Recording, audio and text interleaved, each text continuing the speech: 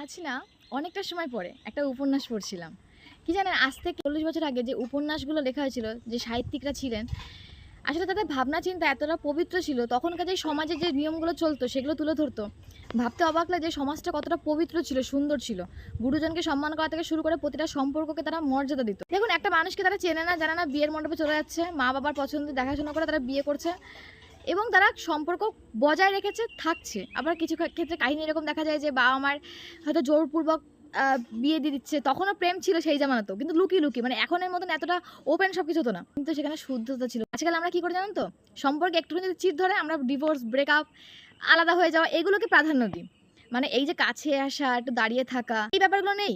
জানে যে সম্পর্ক ঠিক করলে ঠিক হচ্ছে, কিন্তু ঠিক করার কোনো মন মানসিকতা কারোর মধ্যে নেই। কিন্তু আগেকার দিনে সেই বহু বছর পরে, ২০-২০ বছর পরে তার সঙ্গে দেখা হচ্ছে কোনো একটা স্টেশনে, কোনো রাস্তার মোড়ে, হঠাৎ করে নাকি বলছে চোখ আটকে গেল তাকে দেখে।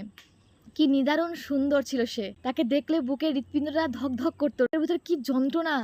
এই যে রাত্রেবেলা যে ঘুমাতে পারে না, রাত্রেবেলা অনুভূতিগুলো এত কাজ করে, এত চোখের জল, এত ঈশ্বরের কাছে প্রার্থনা, এগুলো না আগেকার দিনে খুব হতো জানেন। প্রার্থনা করে একজনের কাছে থাকতে চাই মন এবং মস্তিষ্ক থেকে। বিবাহ করলেও সেই পরিবারের এগেনস্টে গিয়ে হলেও কিছু সময়, তখন তো আবার ব্রাহ্ম সমাজ ছিল, কত কিছু শুনি এইসব ভাবলে, মানে ভাবা যায় যে মানুষ কতটা আমরা পরিবর্তন হয়ে গেছি, আমরা আমাদের সম্পর্ক নিয়ে রীতিমতো খেলছি।